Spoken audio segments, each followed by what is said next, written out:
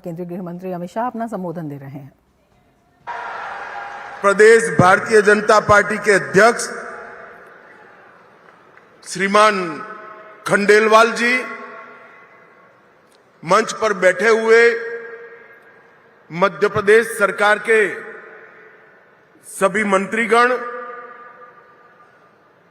इस क्षेत्र के सभी सम्मानीय सांसदगण, विधायकगण और आज कार्यक्रम के उत्सव मूर्ति ऐसे सभी उद्योजक जिन्होंने इस क्षेत्र में निवेश कर इस क्षेत्र को रोजगारी से युक्त बनाने का काम किया है और आज इस विशाल कार्यक्रम में इस कार्यक्रम का अंततोगत्वा फायदा जिनको पहुंचने वाला है, ये पूरे क्षेत्र की प्यारी जनता का मैं हृदयपूर्वक प्रणाम करना चाहता हूं। सबसे पहले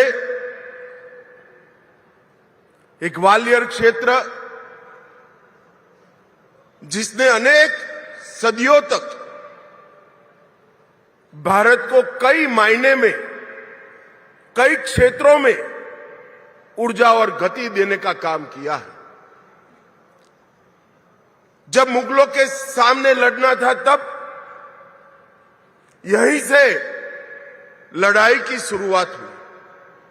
यहीं पर एक बड़ा थाना दिल्ली के मुहाने पर लगाया गया और हमेशा हमारे भारत के स्वराज को बल देने का काम हुआ।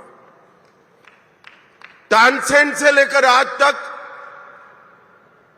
ग्वालियर घराने के सभी साजिंदों के और गायकों ने हमारी संगीत की सांस्कृतिक विरासत को शक्ति देने का काम किया। इस क्षेत्र के किसानों ने हमेशा इस देश की कृषि को नई दिशा भी की है, गति भी दी है, ऊर्जा भी दी है। और सबसे बड़ी बात, इसी क्षेत्र ने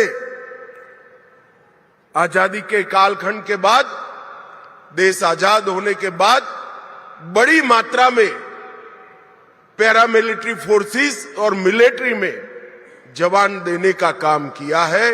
ये ग्वालियर क्षेत्र को मैं प्रणाम करता हूं। मित्रों, आज अटल जी की जयंती का दिन है। समग्र देश अटल जयंती को मना रहा है। मेरा सौभाग्य है कि आज मैं उस भूमि पर हूं जहां अटल जी के जीवन का शुरुआती काल गया। एक बाल अटल को अटल बिहारी बनाने का काम जिस मिट्टी ने, जिस भूमि ने किया, वो भूमि पर आज मैं उपस्थित हूं। अटल जी ने न केवल इस देश को अपनी सांस्कृतिक विरासत को बचाने में मदद की, अटल जी ने पूरा जीवन इस देश के स्व को जगाने का काम किया।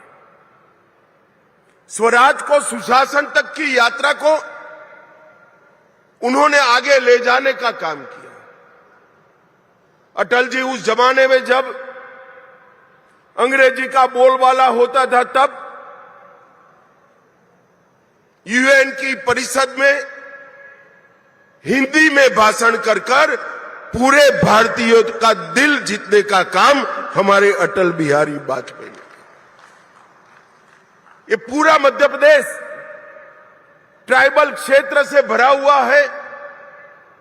अटल जी प्रधानमंत्री बने उसके पहले इस देश के आदिवासियों के लिए, जनजाति के लिए कोई अलग विभाग नहीं था।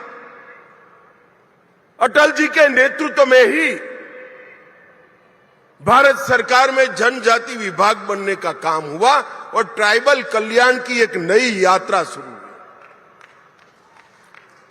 अटल जी जब प्रधानमंत्री बने तब देश के इंफ्रास्ट्रक्चर पर निवेश को वोट जीतने का, चुनाव जीतने का जरिया नहीं माना जाता था। इससे कोई मत प्राप्त नहीं होते हैं। ऐसी दकियानुसी कांग्रेसी विचारधारा को तोड़कर स्वर्णभुज योजना, देश को जोड़ने वाले 6 महामार्ग अटल जी ने बनाकर इस देश को इंफ्रास्ट्रक्चर के रास्ते पर आगे बढ़ाया। अटल जी ने ही पूरी दुनिया के सामने परमाणु शक्ति शांति के लिए भी बन सकते हैं, इसका सिद्धांत प्रस्तापित कर दुनिया भर के दबाव के विरुद्ध में जाकर भारत को आणविक शक्ति बनाने का काम सम्माननीय अटल जी ने किया। जब कारगिल में घुसपैठिए घुसे, दुनिया भर का दबाव था कि अंतर्राष्ट्रीय मंच पर जाकर पाकिस्तान से चर्चा कर जाए। अटल जी ने बड़ी फर्मनेस के साथ किया, कहा कि हमने शांति का प्रयास कर दिया, हमारे साथ धोखा हुआ है, अब पाकिस्तान से चर्चा तब तक नहीं हो सकती जब तक एक एक घुसपैठिया भारत से खदेड़ दिया नहीं जाएगा। और कारगिल विजय एक प्रकार से अटल जी के कालखंड का एक दृढ़ निश्चयी नेतृत्व का परिचायक बना। अटल जी महान वक्ता थे, संवेदनशील कवि थे, लोक संग्रह और लोक कल्याण को समर्पित नेता थे। और सबसे बड़ी बात थी कि राजनीति में रहकर भी अजात शत्रु बनकर मृत्यु का वरण करना बहुत बड़ी बात होती है। पूरा जीवन इनको अजात शत्रु माना गया। इनके विरोधी भी अटल जी के विरुद्ध में कुछ नहीं बोल सकते। दल के लिए तो बोलते थे, अटल जी के लिए नहीं बोल सकते। आज एक युग पुरुष, एक स्वप्नद्रष्टा, आधुनिक भारत के इंफ्रास्ट्रक्चर डेवलपमेंट की नींव डालने वाले व्यक्ति का हम 101वां जयंती मना रहे हैं। मैं भारतीय जनता पार्टी के करोड़ों कार्यकर्ता और देश की जनता की ओर से ये महामानव को मनपूर्वक श्रद्धांजलि देता हूं। आज मदन मोहन मालवीय जी की भी जन्म जयंती है। इन्होंने बनारस हिंदू विश्वविद्यालय की स्थापना से लेकर गांधी जी के सहयोगी के रूप में, बाद में हिंदू महासभा के सृजन में, और हिंदू विचार को, जो इस देश का मूल विचार है, इसको कोई संकोच के बगैर देश में प्रस्थापित करने का प्रयास किया। बाद में आगे चलकर वही बनारस हिंदू विश्वविद्यालय अनेक नेताओं को दिया जिन्होंने इस विचार को आगे बढ़ाया। भारत रत्न महामना मदन मोहन मालवीय जी को भी मैं हृदय पूर्वक श्रद्धांजलि देना चाहता हूं। मित्रों, आज भारत रत्न सी राजगोपालाचारी राजा जी का भी पुण्यतिथि का दिन है। एक ही दिन में 2 भारत रत्न की जन्म जयंती और एक की पुण्यतिथि, ये दिन भी कोई विशेष प्रकार का दिन लगता है। मैं उनको भी मनपूर्वक श्रद्धांजलि देकर मेरी बात को आगे बढ़ाना काम करता हूं। मित्रों, मैं बहुत लंबी बात नहीं करना चाहता। मैं मोहन यादव जी को एक प्रकार से बधाई देना चाहता हूं, क्योंकि ये स्ट्रक्चर्ड इंडस्ट्रियल कॉन्क्लेव्स का शुरुआत नरेंद्र मोदी जी ने गुजरात से किया। वाइब्रेंट गुजरात के नाम से इंडस्ट्रियल समिट को आयोजित करने की एक वैज्ञानिक शुरुआत नरेंद्र मोदी जी ने की, और उसमें राज्य के कैपिटल के अंदर एक बहुत बड़ा इंडस्ट्रियल समिट होता था और राज्य में निवेश आता था। बहुत अच्छा प्रयास था, सफल भी हुआ। मगर मोहन यादव जी ने एक नई शुरुआत की है कि राज्य के संतुलित विकास के लिए क्षेत्रीय निवेश कॉन्क्लेव की शुरुआत की।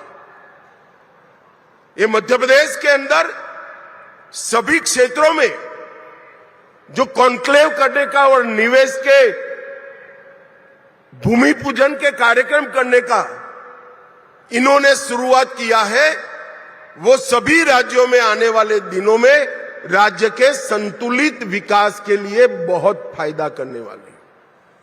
देखने में जब देखते हैं तब अमाउंट छोटे छोटे दिखते हैं, जैसे आज 2 लाख करोड़ का निवेश हो रहा है, मगर किसी को मालूम नहीं है कि 2 लाख करोड़ का निवेश इस क्षेत्र के लिए कितना बड़ा है, इस क्षेत्र की जनता के लिए कितना बड़ा है। राज्य का अगर संतुलित विकास नहीं होता है तो राज्य आगे नहीं बढ़ते, क्योंकि हर क्षेत्र में एक पोटेंशियल पड़ा है।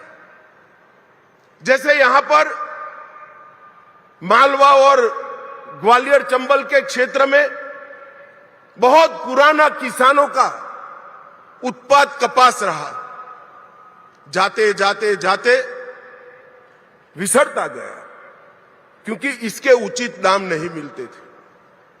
अब पीएम मित्र पार्क आया, तब वही परंपरागत क्षेत्र में निवेश पीएम मित्र पार्क ने किया और आज फिर से किसानों के लिए कपास एक मुनाफे का क्रॉप बनकर रह गया है। इस तरह से मध्य प्रदेश की सबसे बड़ी विशेषता है उसका भौगोलिक लोकेशन।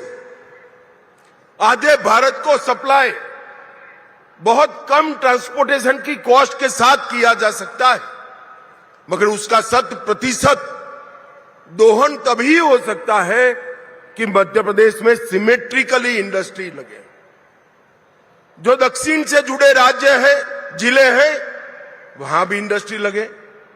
दिल्ली से जुड़े जिले हैं, नजदीक है, जैसे हमारा ग्वालियर है, वहां पर भी इंडस्ट्री लगे। पश्चिम से जुड़े क्षेत्र है, धार झाबुआ, वहां पर भी इंडस्ट्री लगे। तभी जाकर ये भौगोलिक लोकेशन का बड़ा फायदा मध्य प्रदेश को मिलता है। मोहन जी ने सोच समझकर ही किया होगा, मगर मैं इनको बहुत बधाई देना चाहता हूं कि आपकी क्षेत्रीय इन्वेस्टमेंट समिति ने मध्य प्रदेश के चहुमुखी विकास का बहुत बड़ा नींव डालने का काम किया है। यहां ग्वालियर से जुड़ी 14 विकास के कार्यों की भी लोकार्पण और भूमि पूजन हुए और मध्य प्रदेश को विकास का रास्ता दिखाने का काम एक प्रकार से भारतीय जनता पार्टी ने किया है। एक जमाने में दिग्विजय सिंह का शासन था, मध्य प्रदेश बीमारू शासन बनकर रह गया, बीमारू राज्य बनकर रह गया। शिवराज जी ने मध्य प्रदेश पर से बीमारू का टैग हटाया, वो भारतीय जनता पार्टी के लंबे समय रहने वाले मुख्यमंत्री बने और अब मोहन यादव जी शिवराज जी से भी ज्यादा ऊर्जा के साथ इसको आगे बढ़ाने का काम कर रहे हैं। इससे निश्चित रूप से मध्य प्रदेश अब विकसित राज्य बनेगा। यहां शानदार हाईवे बन चुके हैं, मां नर्मदा का पानी पूरे क्षेत्रों तक पहुंचाने का काम किया है। सिंचाई के रकबे में 17% वृद्धि हुई है और पंजाब और हरियाणा को छोड़कर लगातार पीछे छोड़कर लगातार 7 बार कृषि कर्मण अवार्ड अपने मध्य प्रदेश ने जीता है। जो पहले मैंने कहा, मध्य प्रदेश के भौगोलिक परिस्थिति का जो एडवांटेज है उसका 100% एक्सप्लोरेशन करने के लिए, दोहन करने के लिए एक multi modal logistic park Indore में बनाया जा रहा है और आज मध्य प्रदेश का ये मल्टी मॉडल लॉजिस्टिक पार्क देश भर में उत्पाद करने वाली सभी कंपनियों को अपना गोडाउन बनाने के लिए, अपना एक हब बनाने के लिए आकर्षित कर रहा है। एक जमाने में मध्य प्रदेश बिजली के क्षेत्र में नेगेटिव राज्य माना जाता था, आज मध्य प्रदेश के पास सरप्लस बिजली है। स्वच्छता में भी मध्य प्रदेश ने पूरे देश को पीछे छोड़ा है। यहां मेट्रो के परिचालन में पूरे भारत में सबसे कम लागत अगर कहां आती है तो हमारे मध्य प्रदेश में आती है। स्टार्टअप के क्षेत्र में भी मध्य प्रदेश ने बहुत अच्छा काम किया है। Agriculture, food processing, mineral based industries, renewable energy, logistic, textile, pharma, IT, tourism, हर क्षेत्र में इंडस्ट्री भी लगी है और स्टार्टअप भी बना है। और कुछ स्टार्टअप तो लगभग 50% स्टार्टअप हमारी महिलाएं, हमारी बच्चियां चला रही हैं। और मध्य प्रदेश एक प्रकार से 4,57,000 नई एमएसएमई इकाइयां सिर्फ एक साल में रजिस्टर करने का पूरे भारत में रिकॉर्ड स्थापित किया है।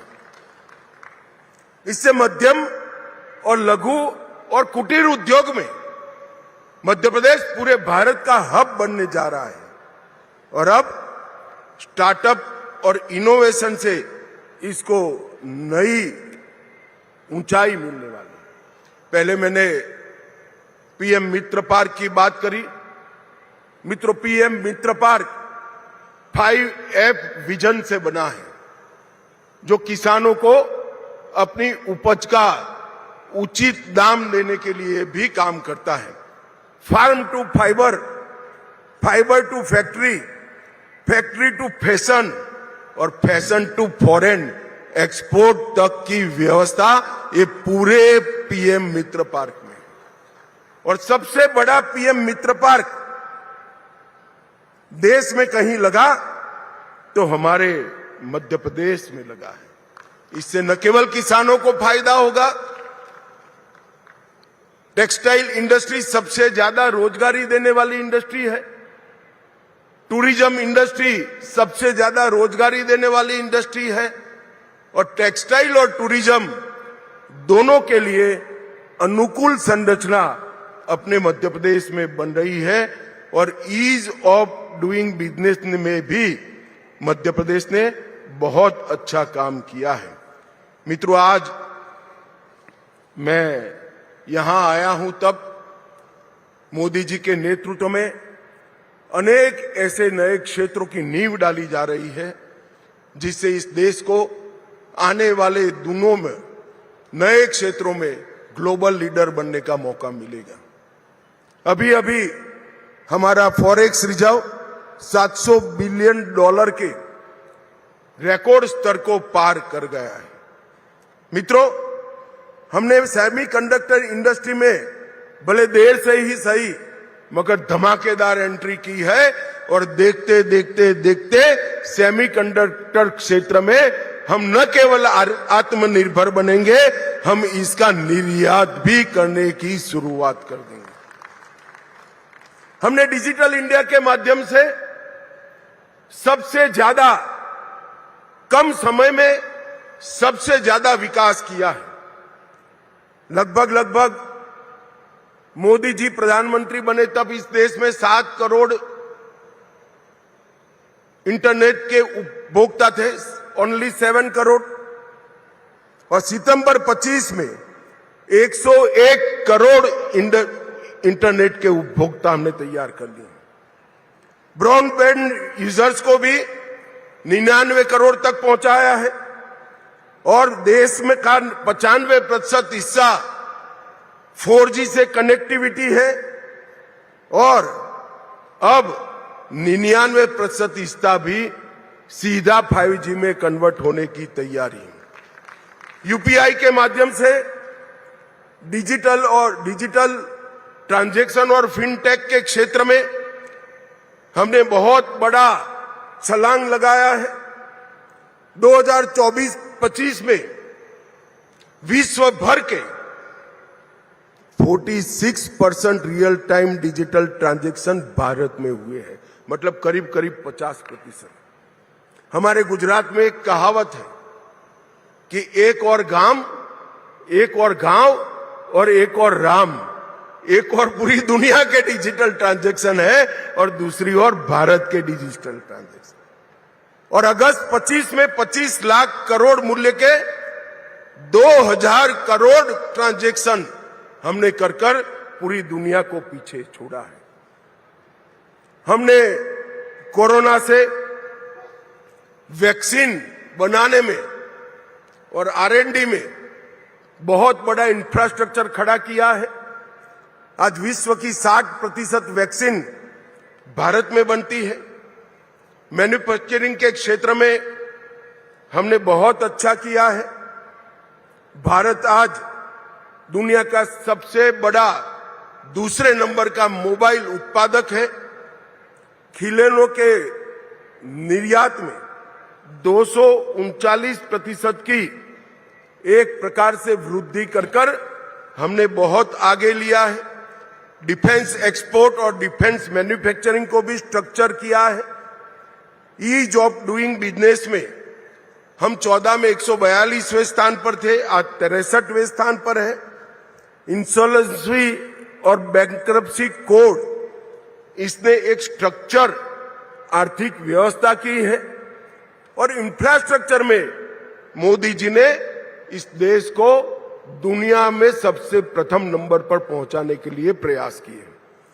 यूपीए के समय में 90,000 किलोमीटर राजमार्ग थे, आज 1,50,000 किलोमीटर नए बने हैं। 4 लेन हाईवे 18,000 किलोमीटर बने, अब 46,000 किलोमीटर बने। ग्रामीण सड़क 3,81,000 किलोमीटर थी, आज 7,84,000 किलोमीटर थी। 74 हवाई अड्डे थे, आज 163 है। एक भी वंदे भारत ट्रेन नहीं थी, 164 वंदे भारत ट्रेन यहां बन रही है। और वंदे भारत के कलपुर्जे अब हमारे मध्य प्रदेश में भी बनने की शुरुआत होगी। एक भी अमृत भारत स्टेशन नहीं था, आज 1337 बन चुके हैं। रेलवे विद्युतीकरण सिर्फ 22,000 किलोमीटर था, आज 68,000 किलोमीटर हुए हैं। मेट्रो कनेक्टेड शहर 5 थे, आज 23 है। पंचायतों में ऑप्टिकल फाइबर सिर्फ 100 पंचायत में था, आज 2,14,000 पंचायतों में ऑप्टिकल फाइबर पहुंचा है। मैं मध्य प्रदेश के युवाओं को और मध्य प्रदेश में निवेश करने वाले उद्योजकों को अपील करने आया हूं। मध्य प्रदेश का भौगोलिक लोकेशन इतना आकर्षक है कि हर जगह बीज बोकर क्रॉप लिया जाता है, यहां रुपया बोकर आप करोड़ों रुपए कमा सकते हैं। इतना फर्टाइल लैंड हमारा मध्य प्रदेश है। और जो शुरुआत की है मध्य प्रदेश सरकार ने, वो शुरुआत मुझे कम से कम विश्वास है कि बहुत अच्छा परिणाम लाने वाली शुरुआत होगी। जब राज्य क्षेत्रीय संतुलन से विकास करता है तो इसका सबसे ज्यादा फायदा राज्य की जनता को और उद्योजकों को होता है, क्योंकि क्षेत्रीय विशेषता वाली इंडस्ट्री जब डेवलप होती है तो वो सस्टेन होती है, वो सफल होती है। और ये नया विचार मध्य प्रदेश के लिए शुभ हो। और जिन लोगों ने इन्वेस्टमेंट किया है उनको भी मेरी बहुत बहुत शुभकामनाएं हैं, साधुवाद है। और आप सभी को ग्वालियर के पूरे क्षेत्र की समृद्धि के लिए अटल जी की जन्म जयंती पर एक बहुत बड़ा कार्यक्रम हुआ, इसकी अनेक अनेक शुभकामनाएं। वंदे मातरम।